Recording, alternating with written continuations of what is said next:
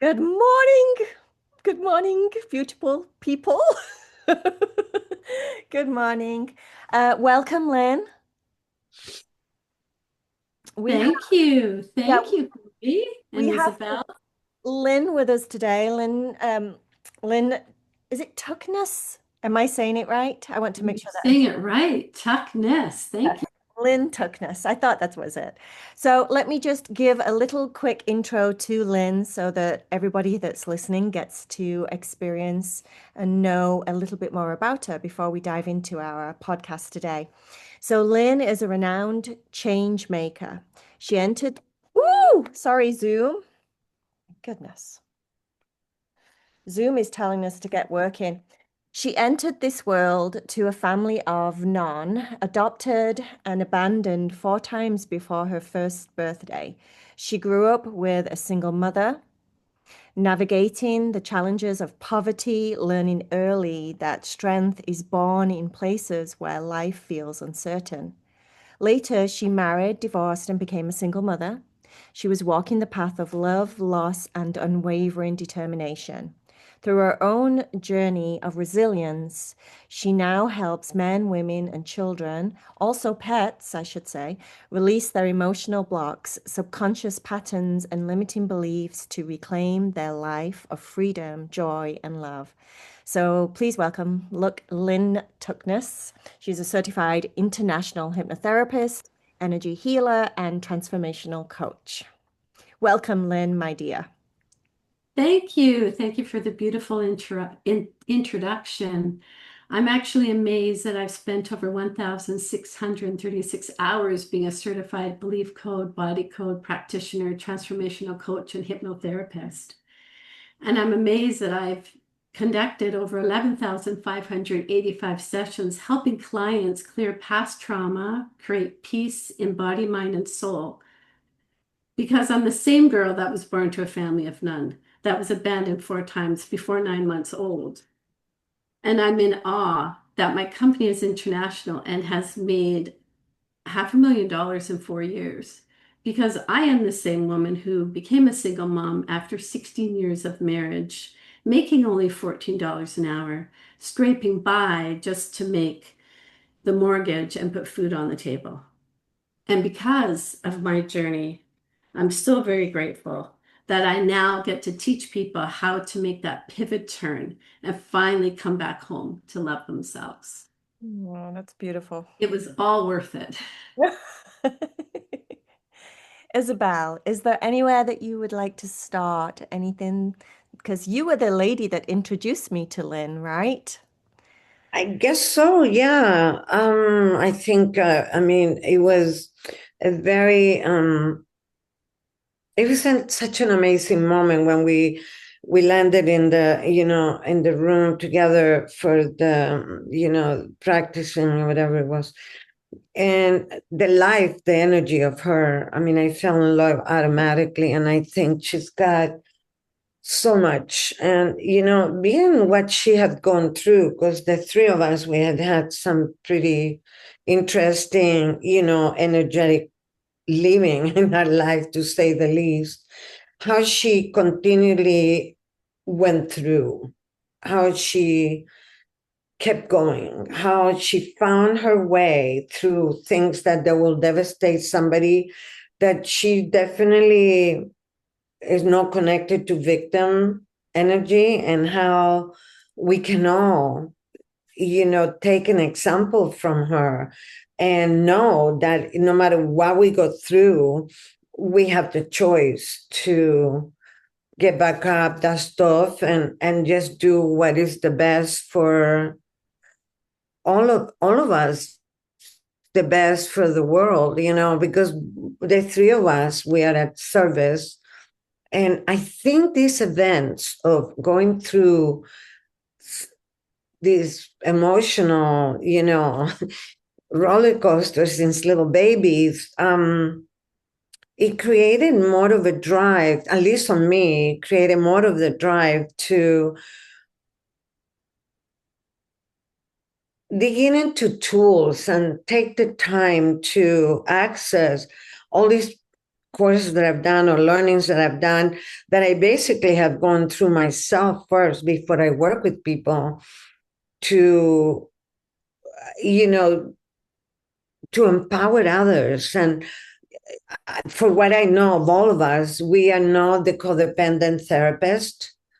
We are the people that we access tools to them and give it to them. And they leave our sessions knowing that they have what it takes to do it. We know that kind of therapists are the people that does the work that, oh, you need to come back to me because otherwise you lost. I think it's so powerful. And I have so much respect for her. And I experience her work, and the freedom that comes from that is pretty amazing. She tuned into the fascia, and the work that I have done with several people, including John Bollier, is a mantle of crystal. That's what fascia is, that connects with all the acupuncture points, and all the electrical system is running and keeping everything together, you know. And she picked up that, and I felt amazing. And it's kind of an unknown place, but you feel really good. You can deal with life in a different way, that it has more freedom, less constriction, and less self-blame. And I love the work. Right. So let's ask Lynn if you would explain what you're doing with all of these hundreds and hundreds of clients of yours. And I know I experienced your work too, and we can talk about that a little bit later. But can you explain what it is that you do, Lynn? Oh, it's kind of magical, really. I mean, I I talk, the client comes on, we talk for a little bit, and we decide, I basically just ask what's on their heart. And then we clear imbalances. My goal is to have the client feel better from the time they say hello to the time they say the goodbye. I want them to feel a lot better. And they do. So every session is different. If we're doing the body code and the belief code, I do follow the body code and belief code, but with mine it's quite intuitive as well. And we just work on whatever they need to clear. So these imbalances get trapped, and they cause emotional and physical discomfort, or they cause triggers, or they cause behaviors that are not desirable, and it's making their lives not ideal. So we just work on whatever they want to work on, and we just clear it all away by finding the imbalances and clearing it. And that clearing is energetical. All energetic clearing, yes. So the person, I'm connected to their subconscious mind, first of all, and their subconscious mind is the one that's taking the lead. I am muscle testing, I'm asking yes and no questions. So when I muscle test, the easiest way for any listener is to put your finger and your thumb together and twirl it, right? Like circle yeah, just like Corey's doing, and then say, show me yes. And so it's smooth if it's yes. And if you say, show me no, it gets a little sticky. That's the easiest way to do it. The most commonly taught one is the sway test. So when I muscle test, I don't do that. I just go yes, no. For me, that's the modality. That's the one method I use. Yeah. And I just ask the subconscious mind, and then we just take off. And it could go in any direction. Sometimes it leads into hypnotherapy or havening or anything like that. However, it's a phenomenal modality where it can take an actual event, let's say an actual event, maybe something traumatic that happened to someone. We could work on that. And we actually clear the emotional charge from it. It doesn't make the event go away. Right. It certainly allows the person to look at the event in more of a softer way. Mm. Less blame, more self-love, just like Isabel said. More self-love. And also kind of removes the attachment. That's what it felt, that I had no attachment because I experienced an event afterwards, and I wasn't attached to it. I was not like in it. I could look at it from outside and, oh, okay. And it went. it didn't engage with me. It didn't grab me. So, it's so much freedom to that. I love it. And how did the all this code and where it come from and Oh, I love how that. it started? I love that question. So, Dr. Bradley Nelson, he's a chiropractor and he started with the emotion code. Just a chiropractor doing his work, and he's thinking, why are all these people coming back? And why is this patient coming back, every week with a sore neck? I adjusted her. What's going on? Why is Joe coming back with a sore shoulder? What's going on with Sally and that sore back? Hmm. And he realized that trapped emotions were actually being trapped in the body and causing this discomfort for them to come back again and again and again. Because he would alleviate the pressure, but the trapped emotions were still there in the body energetically. He began clearing them out and he noticed his clients weren't coming back as often. That was the very beginning, the emotion code. Mm. And then he's working with that and he gets this download of the body code. And the body code is all these different circuits and systems and chakras and energy bodies and trapped emotions. So the emotion code is in there too. And he gets this download. Now the belief code is in there too. And he realizes that there's just more than trapped emotions and more imbalances that could happen in the body. So he starts doing that. Mhm. And then he starts realizing beliefs, where do beliefs come from? And he gets his download to do the belief code. So now there's three different levels. First, you get the emotion code certification, then the body code certification, then the belief code certification. And that's the highest level at this point. However, yeah, it was all found by muscle testing, downloads, and it is honestly helping heal the world, like one person at a time, because there's this massive ripple effect that takes place. Let's say the mother is less triggered or the mother removes her heart wall. Well, that's going to allow more love for the family members. And there's this beautiful ripple effect by just healing one person at a time. It's phenomenal. Yeah. Right. Now, I think he had a challenge health-wise, didn't he? A very Myself? no, the doctor that created Dr. Nelson, Oh, he did a long time ago that I know of. Something when he was very young. with And Tucknies or something hmm?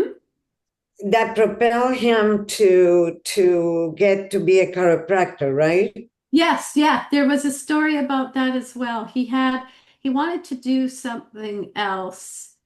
Yeah, I can't remember the story. I'm sorry, I should have looked that Right. up. He had a It sat is down in the with it Kim. is in, it is in the emotion code book, and I can't Well, recall the my story thing for is myself. that what I'm trying to direct this is like for myself, for you, for Corey, that uh, these challenges, and for him, he started discovering ways to do things because he ended up being a chiropractor, which led him to this because he had a big physical challenge, a health challenge.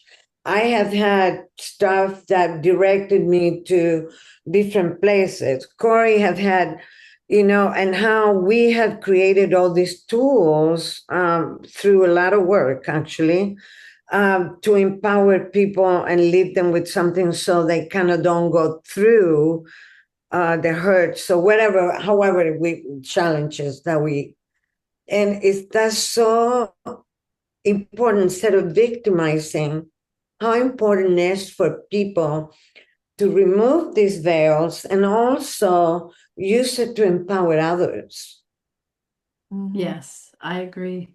Lynn, in our work, in all of our works, I think um, a lot of what comes up in what is held in the subconscious mind, the things that our belief system take a hold of and get rooted in our bodies and our energy bodies, etc. I love what you said about how he discovered the emotional code and then the body code. The body code, to me, how I would describe it in my work, just takes it more to a transpersonal level, like the deeper, the energy bodies, the soul, like going so much deeper than just general surface hypnosis, like we're so complex as human beings. So that's exciting. But then as far as the belief system and the subconscious mind, there's so much of what we go through and how we look at the world that comes from our childhoods, right? I mean, I don't know about you, but almost all of the clients that I've worked with over the years, things Yep. start to develop in our childhood, right? Agreed. I I think you find can the have the same best thing. childhood in the world and still have your certain karmic path that you're on and the things, the challenges, the soul patterns, the challenges that we're going through. So can you explain? I read there in your bio, obviously, that you were abandoned and adopted before the age of 1. Can you explain what your childhood was like and how you feel now being this awesome healer of sorts? How do you feel that kind of childhood made you who you are today?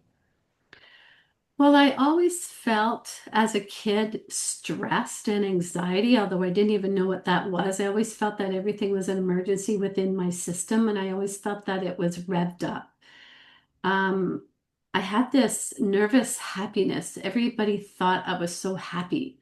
It was a nervous, anxious happiness for fear that if I wasn't happy, I would be returned.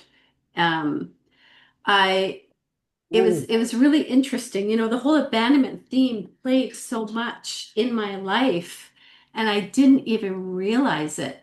The Mm. over pleasing, the overdoing, the putting myself last, all of that. It was crazy, and I didn't even know that was part of my reality until I was out of the mode of just hanging on, you know, just trying. As soon as I felt safe enough, so-called safe, although I never really did feel safe in my life, which is another thing. And all this was undercurrents that I didn't even know it was my reality. It was part of my being per se, right?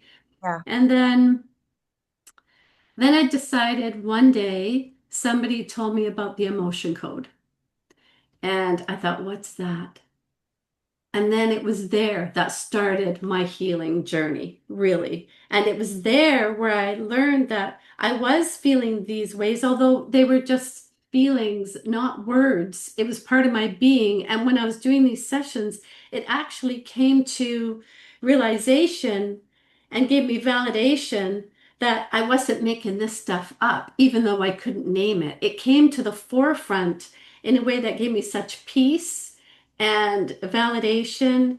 And it wasn't an excuse and it wasn't victim. It was, oh, that's it. Mhm. Mm. Like, And then Mm. I was able to clear it. yeah, that light bulb moment of realizing why all of these years you've behaved in a certain way. Like you said, the people pleasing, the always being happy, because of that deep down rooted fear of if you, for whatever reason, were ever too much, then people wouldn't want you, right?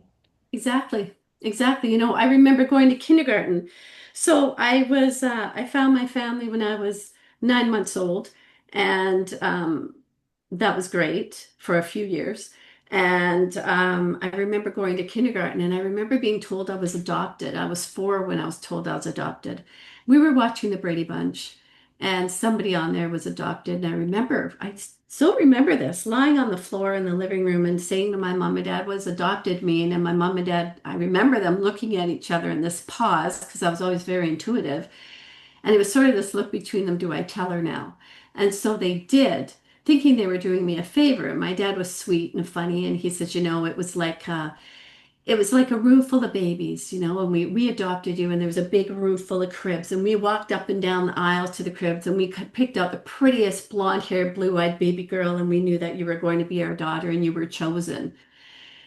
And your birth mom and birth father couldn't keep you, but you're special because you're chosen, but they couldn't keep you. So playing in the background of my mind was I wasn't good enough. My birth mom didn't want me. Not even my birth mom wanted me. Not even my birth mom wanted me over and over again. I wasn't good enough. Not even my birth mom wanted me.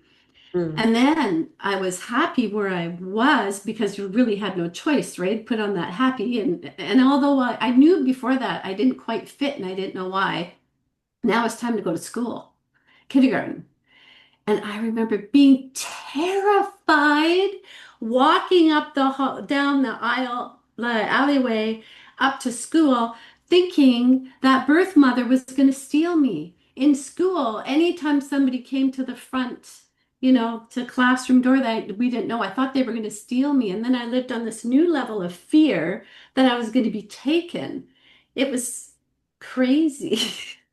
Wonder what installed that feeling inside of you that you were going to be stolen back. What made you think that, do you think? Do you remember? Well, I couldn't fathom the fact that she would give me away. So of course she's going to take me back. She's going to change her mind, Yeah.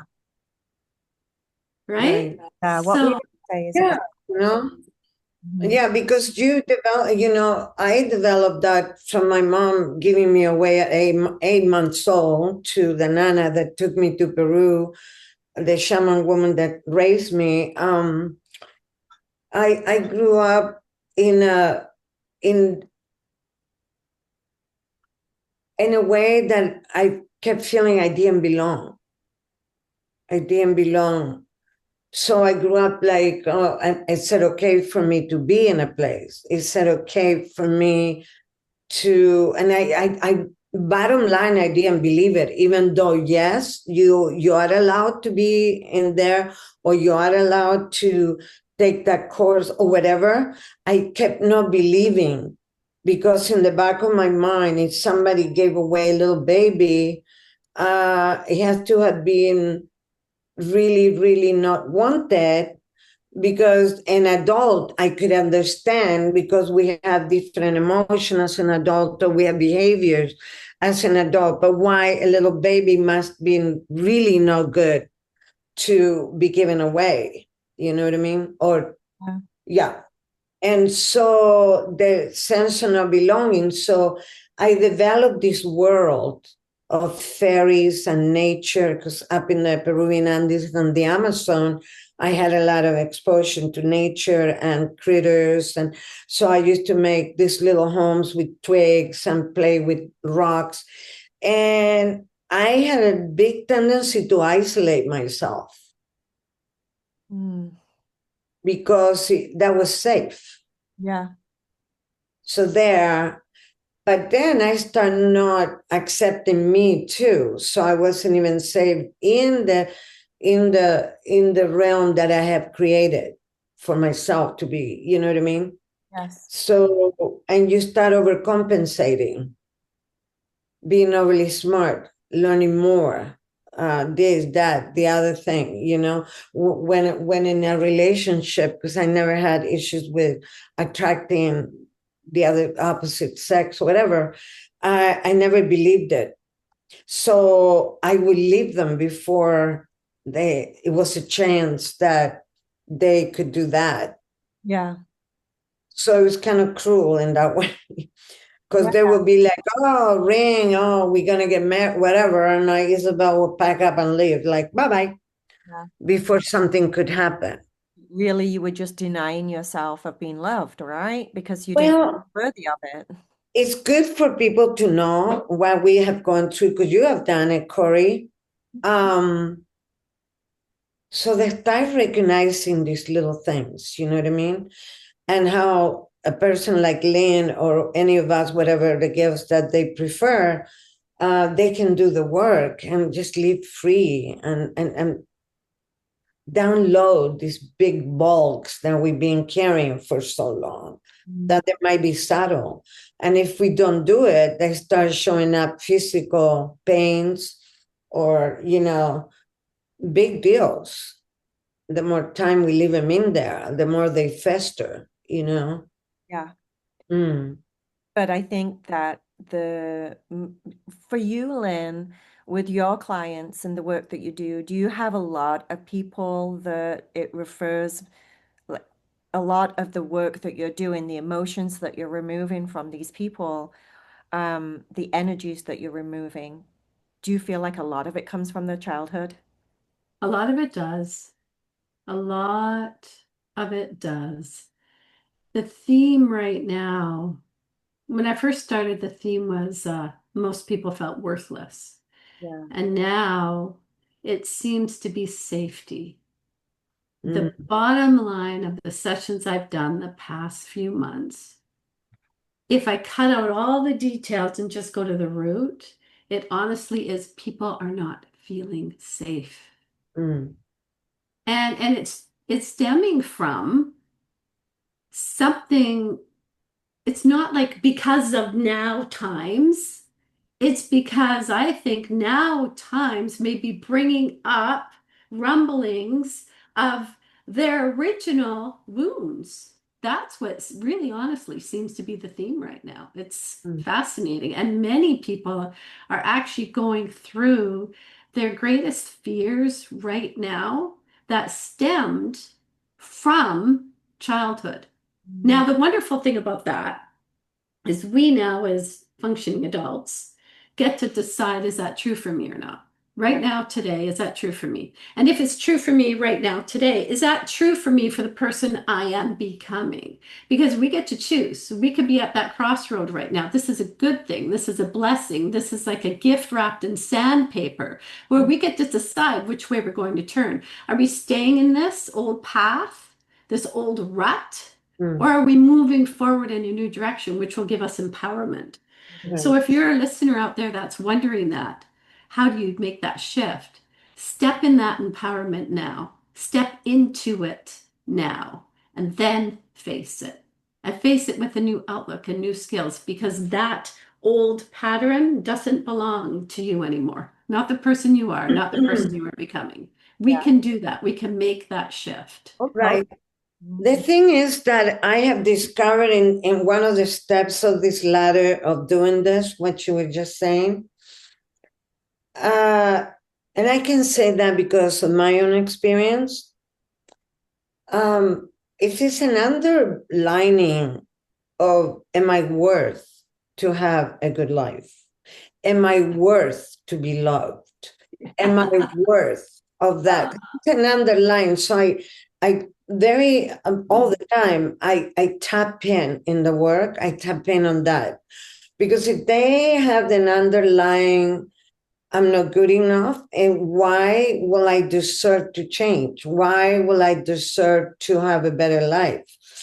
And it's so much of the sense of self worth that Corey and I we've been working with lately with stuff that I didn't think that will that ever happen or you know because I was a bad girl. I had a lot of beatings. I had a lot of punishing. I got beat up until I pass out, okay? That kind of beat up. And locked up in the whatever. So a bad girl doesn't deserve to be loved. Mm. It won't last. And it's a lot of those. So working with this sense of self-worth had really had empowered a lot of clients to be able to take that power back because now, okay, I'm good enough to be able to do that. Agreed. Yeah, I agree with you. And a lot of these clients that I'm talking about come to me on a regular basis. So we've already worked on a lot of that worthiness. That is the first thing that we generally start with. And Mhm. now it seems to be the safety issue. That is true because if you are trying to move forward in your life and you're at a hiccup point, that could often be the reason, self-sabotaging yourself because you don't feel Right. worthy. That's huge. Yeah. The saboteur, right? Yeah. And what people don't understand that the saboteur is a silent part of a file that we have in the subconscious mind, right? That it's keeping us safe per se, or it's a thing where it worked before, but we can trade it for something better, right? And because it's 88. When I learned that 88% of the time the subconscious mind is ruling. Mhm. And we only in that little bit of conscious mind going on, which is ruled by all these files and all these programs and constructs. And I was in a kind of in a panic because I felt like, oh my God, I'm free falling all the time. I'm like crossing freeways with a blindfold. Gee, wow.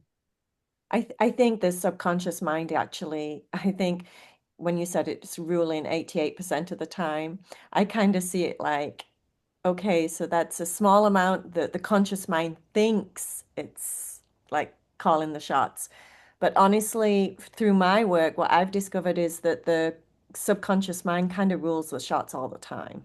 all the time. It's always ruling the Through shots, this construct. overriding the conscious mind. The conscious mind is kind of trying to convince us most of the time, whereas the subconscious mind is already rooted in what we think is beliefs. It's Right. already rooted in what we think is so it wins, you know? Yeah, but it's so many parts of it. It's like when we do Lynn, we go in the control room of the mind, and we say thank you to the control part, thank you to the fear part, thank you to that part, and addressing them. Stay, you can relax now, you can stay there.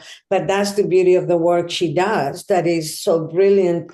That not only recognizes that, but it really, remove those veils on this amazing amount of stuff that we have, and then you see it, and you really um, feel your true power and that freedom. Okay. It's true. And when we combine the both, working, like you say, with a NLP or the hypnosis techniques of the control panel, of the 6-point reframe, and the body code and belief code, and you combine them together, wow, it is a Wow. powerhouse. Wow. Because it is no way, it's nowhere to hide with all the, Exactly. with all these techniques, and I always tune in with the client for what. Oh, okay. So to be able to offer them something for them to do the work, because it's so many level, and the neuro linguistic programming, we all have different modalities how we function. The digital people, the auditory, the kinesthetic, the visual, and to be able, because all these different techniques can suit people in a different way. Yeah. Yeah. Yeah. Yeah, Mm. exactly. And So everybody has, each client has their own doorway, I guess, for us to walk through. And it's up to us to meet them where they are and help them. The bottom line is we're giving them the tools to move forward and they will feel better after talking to us. That's the bottom line. And we will shift to any direction that they're leading us to, or our intuition is picking up from them, in order to allow them to have this healing take place for them and empowering them at the same time. But I think what's the number one most important thing for all three of us working in the field of like therapy in different ways is that trust and that safety. Because what's super important, I think, Lynn, is you said the safety right now seems to be a theme, right? People not feeling safe, which Mm. in my line of work makes me think about the root chakra, like the basic needs of us as human beings. Something's tapping into those basic needs of us as human beings that weren't fed in our childhood, like being heard, being seen, being respected, Agreed.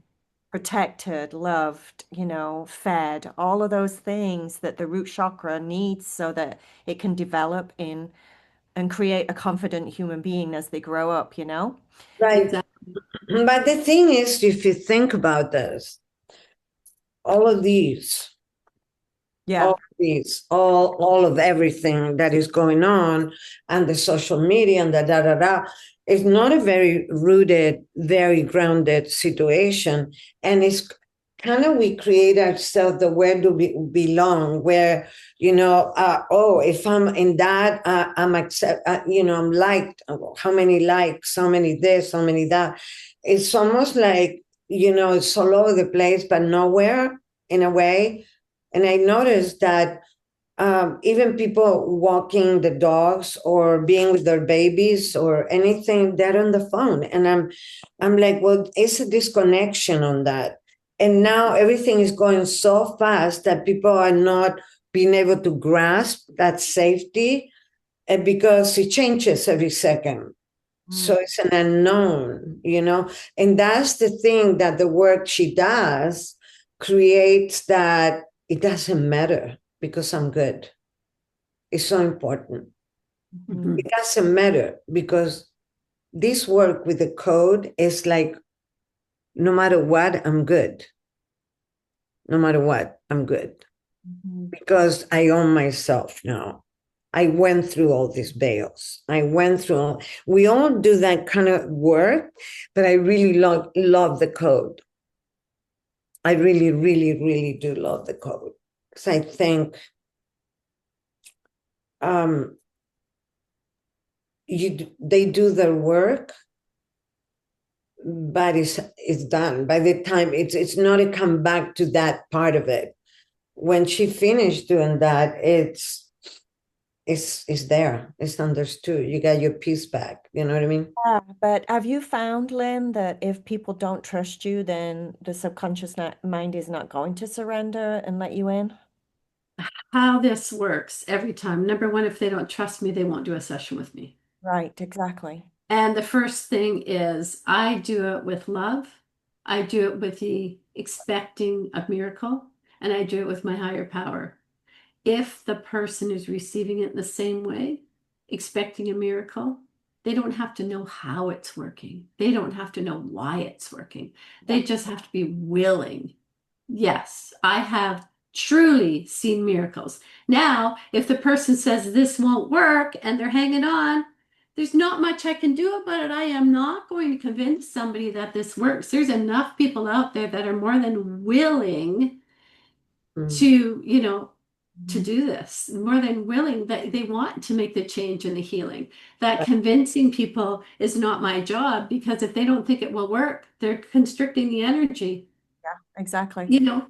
But You know, I find that it works no matter what. you do. Interesting. Hypnosis, I I, find hypnosis does. Hypnosis works no matter what, yeah. because it's going to work at some level. The body code and the belief code, though, I'm not even going to do a session with you if you are in doubt. It's going to waste my time. And I've got a wait list. People are waiting for these sessions. Tell me why you think it works anyway, Isabel. Because I have a different opinion on that. I don't think it does. Well, Unless, in the shamanism world when somebody tapped in that door, once you tap in the door, and in the shaman work, it's like the moment that you tap in a system, or you say, yeah, I'm going to do the session, or even I have been in a circle where people weren't even involved with the shaman work. A piece of them in that greater part of ourselves where the constructs are, something clicks that it starts the role, may not be right away and conscious, yeah. but it taps in. That to me is the subconscious mind saying yes in some form, even if they're unconscious of it, in some form, that's the subconscious mind saying yes. And Yeah. over the years, for me, what I've discovered is if someone isn't willing, you could be the best therapist in the world and you just can't get through. And if that's the case, then what we're all doing as therapists or Reiki healers or whatever it is that we're all doing out there in the world to be of service, what we're all doing only works with the power of the person's subconscious mind. Because, like Lynn said, it doesn't matter what you're doing. If the subconscious mind says it's time and it's appropriate and it's ready and it trusts you and it feels safe, then it will do the work itself. So, really, somebody doesn't need any of us. Somebody just has to make a decision to change something, and it can be so. Right.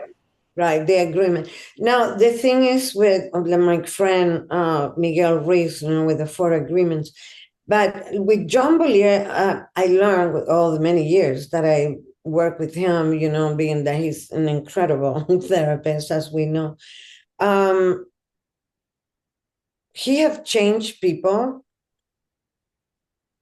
with a word. He did it with me, Yeah, with the overwhelm. that's He said, right. yeah, he said, what is overwhelmed to you? And I said, too much. And he goes, oh, that's fantastic, because now you get a better relationship with it, which was permissive. A relationship because you love, Choice. no, well, he said it's choice.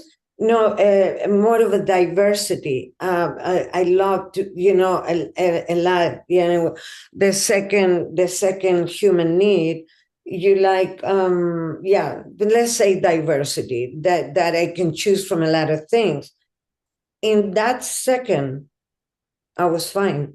I never had overwhelm again because he gave me the power to choose on something that I love, which is diversity and a lot of be able to select from a lot of things. Where before that was all, and it came from the TSA in the airport.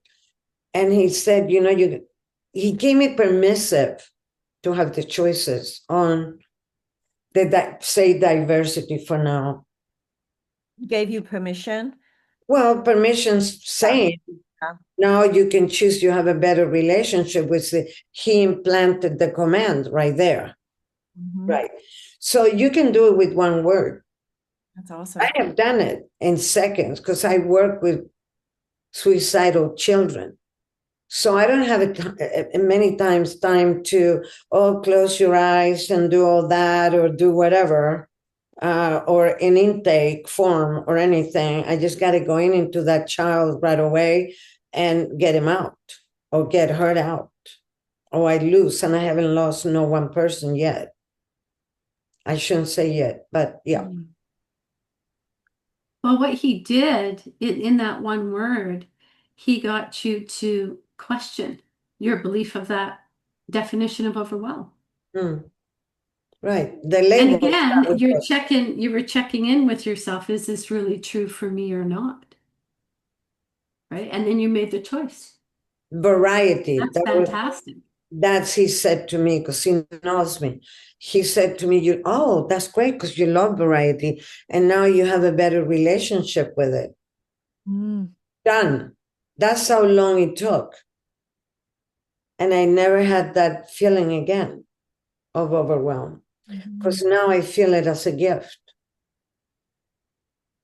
So it doesn't have to take long. It has to be that, and that's what I'm saying, that I noticed that once I went to a place, and when in a shamanism, we always say, and in the Hinduism said, if you are ready, the shaman, the guide, the teacher always comes, right? And so yeah, I've seen it happen in a matter of a minute. And John said it the other day when in the last podcast. I have done sessions in 1 minute. I experienced it and I've seen him do it. Wow. Lynn, you do lots of sessions a day. Do you ever feel like you get a burnout?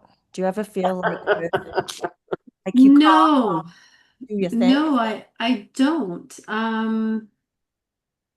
Because I do it with my higher power and I'm never connected directly to their energy. Right. Now, on Wednesdays, they're pretty full days, and I have 3 clients where they're hour long, 3 of them.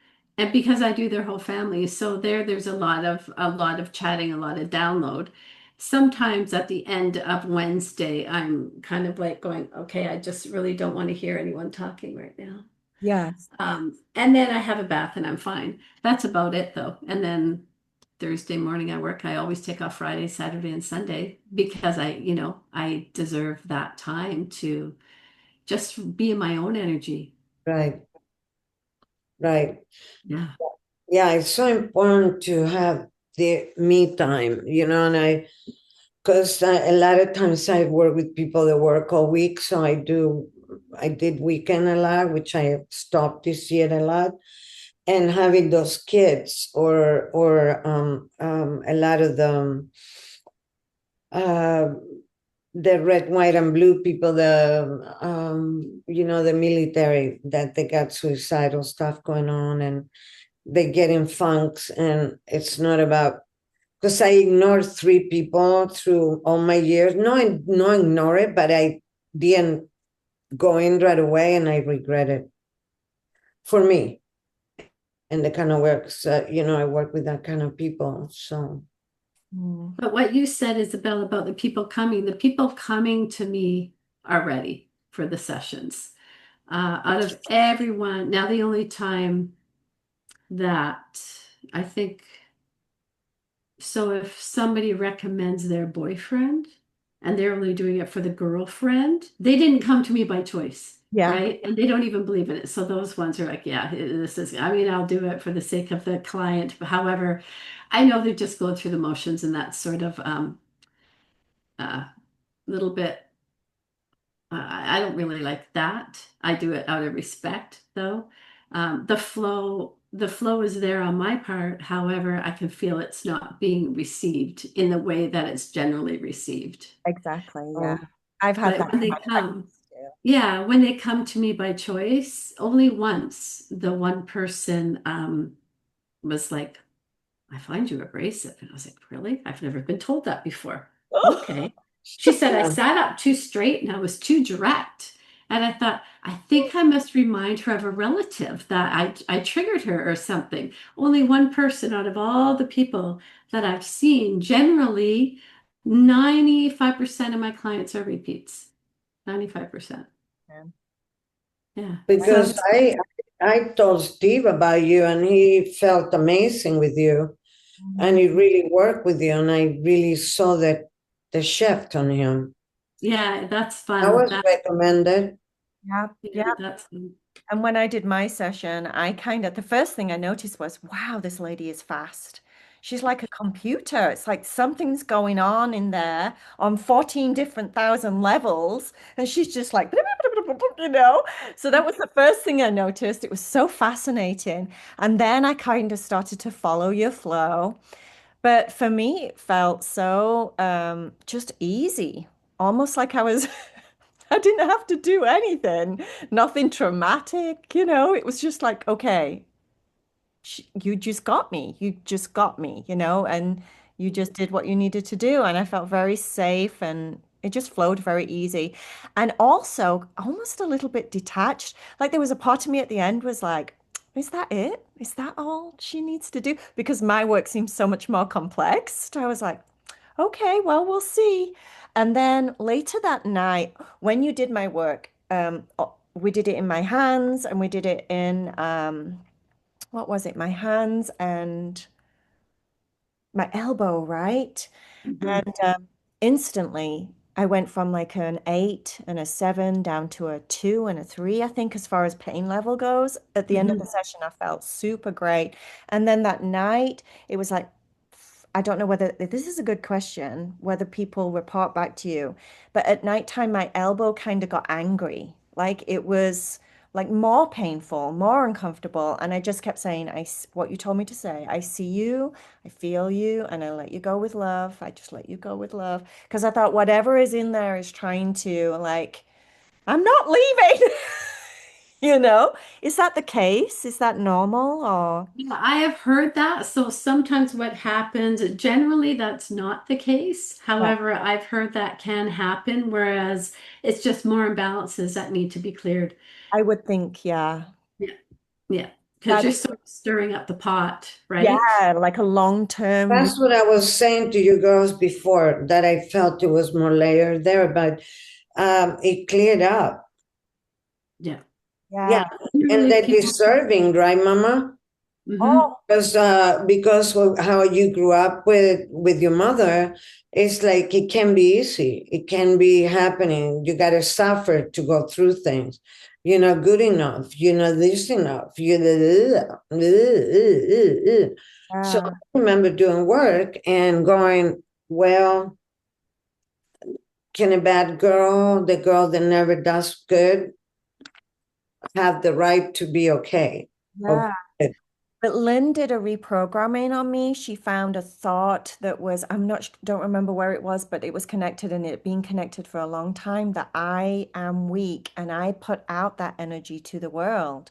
And that was like, oh my goodness, that's what I'm doing. Like when it made total sense when I sat down and thought about it. But at the time, and then she said, we're going to take that out. We're going to remove that. And she had to remove a couple of different emotions before that one wanted to let go. But then when she did it, she replaced it with I am strong, you know? Strong and And capable. I did Yeah. think very much of it during the session. And then the next couple of days, I felt so empowered. Like I just felt really back in my power, like not questioned. You know what I mean? I was I like, do. I I feel do. really good. Right. That was a broadcast message. And a broadcast message, we plant those generally. And I had one a long time ago when I was 5, and it was The Universe Hates Me. Did I know who the universe was? No. What it really meant to me is everyone hates me. And mine happened because I wasn't allowed to go tobogganing. Everyone in the street was going tobogganing down this girl's driveway. I wasn't allowed to because I didn't have the flat bottom. I had the sleigh with the blades, so they didn't want me ruining. Understandable, right? But when you're 5 and everyone else is playing, and I have to walk all the way up the street crying because I wasn't allowed to play at Rita's house, so I trapped that emotion of the universe hates me. And it wasn't an emotion, it was a broadcast message like you of you are weak. So this broadcast message gets planted, and here, all these decades later, this broadcast message is sending out a radio message to others around you. Mine was the universe hates me. Yours was I am weak. Like, really? This is a message people get subliminally, like Right. radio towers. So then Right. we get to clear that and we get to install something better. I had one was I'm not important. I cleared that. Okay, Corey and Isabel, no joke. After that was cleared, I put in I am valued and important. It doesn't matter where I go now. I stand there. Even if I'm not first in line, they'll say, can I help you? Would you like anything? Yeah. Yeah. And Right. it's, It's so cool. I almost get VIP treatment because that's the message people are getting now is I am valued and important. I want one of So I can see why you were feeling so amazing because you're those. strong and capable. Yeah, I Right. was feeling like, Right. God, cool. Right. Like, Yeah, that's why how I've been feeling with the code. Like, wow, okay. Like things come as a personal criticism, and I go, no, but I believe it. Before I didn't believe it. yeah, Mhm. yeah, Right. I'm like, no, that yeah, was then. This is now. No, yeah, right. Yeah. This work is phenomenal because it can take away beliefs that are holding us back. It can clear trapped emotions that are in our body causing physical discomfort. Mhm. It can clear triggers. If somebody, mine used to be the tone. Yes, dear. That tone. And if a man says it, ooh, I would just, escalate in anger. And everybody has, a couple of Yeah, those. yes. A certain situation, a bad experience, phobias, PTSD. Do you know Dr. Bradley Nelson actually gives away the book, The Emotion Code, for free to any first line attendees like ambulance drivers, the military, because this helps with PTSD. That's awesome. So many things. There was a client that had something called misophonia, and misophonia was considered not treatable, like nothing you could do about it. You have to live with it. And misophonia is I didn't even know this was what it was called. That sound when people are chewing and you just want to like get away from that chewing sound 'cause it's so aggravating. So this one lady couldn't stand the sound of chewing, and she didn't like the way her mother said her S's. She could barely even talk to her mother without wanting to choke her because of the way she said her S's, and she didn't want to be around her mom, and she felt like a terrible person because, of course, she loved her spouse and she loved her mom, and she felt awful. And she was told by specialists and doctors, there's nothing we can do for you. Good luck, live your life. Anyway, we did some sessions on this. She's over it. It's gone. She can talk to her mom and the S's don't bother her, and she can listen to her husband's chewing, and it's okay now. He can live. So much freedom. Now, Lynn, what do you recommend, or what is it? Is it any of the codes is to start the emotional codes code first, or this, that, and that? What do you think in the level of or is it doesn't matter? All the As far as what, learning it yourself or coming for a session? or coming for a session. Coming for a session, their subconscious gets to decide, and it really depends on what the issue is. So, a heart wall, we didn't even talk about that. A heart wall is a phenomenal thing to clear. 93% of us have heart walls. And what that does is that blocks the love and the joy from coming in. However, we've created this thing because we're trying to protect our hearts from hurt, right? Hurt, Right. abandonment, all those things. So Right. we create this heart wall. It doesn't let the hurt in, but it also doesn't let the good in either. And the other thing that this heart wall is really good at doing is if you're looking for that wonderful relationship and you're sending out a message, that message is getting distorted, which is why so many people get that same person. You know how they always end up dating the same guy or the same girl, but they really want someone loving and caring and supportive, and they get the exact opposite over and over again? Mhm. That's because the heart wall is distorting their message and giving them the opposite. So we get to clear this heart wall. Now, that is mostly trapped emotions. Mhm. And Dr. Brad is coming out with a new book called The Heart Code, all about that. And it's phenomenal when we get to clear our heart wall because for me, I was always good at giving, giving, giving, giving, giving to others to the point of depletion on my part. And Yeah. I honestly thought that's how I was made to serve. I was wrong, okay? And I lived that way for a long time. I don't do that anymore. However, what it did for me was it allowed me to love myself. It allowed me to be compassionate towards myself. And the coolest thing is when the heart wall is cleared, what most people say is when they look out and they see the world, the colors are brighter. You know, when you first fall in love and the colors are brighter and the tastes are sweeter and the music sounds better, Yeah. that's what it feels like. It almost like allows you to fall in love with yourself in a sense. And then the other thing I noticed is I would notice the little precious things in life, like a dad walking with a 3-year-old, holding their hand, walking down the street. You know, I would look and go, oh my gosh, that's so sweet. You know, a big dad and a little kid holding hands, stuff like that. And my niece was pregnant, and I thought, oh my gosh, that is. And before I would think, wow, amazing, exciting, happy. Instead, after the heart wall was cleared, I thought, wow. There could be a little version of my mom and my dad running around. Now I couldn't create my mom and dad because I was adopted, right? Yeah. However, there's a little version of my mom and dad running around, and I cried so happy, tears of crying all the way home. So you're really touched more with the super precious things of life that I would have thought, oh, that's nice. But now it's like, wow, that's so touching and precious. Yes. It's a nicer way to live, and your relationships Love are. it. Love the work. I Your absolutely am. relationships. And I have done 50 years of so much work and, with, but this is just outstanding. And also, um, the connection to the energetic system and to entities, because I have worked with entities since I was a little kid. Yeah, entities. There's all kinds of offensive energies that are cleared from the body code.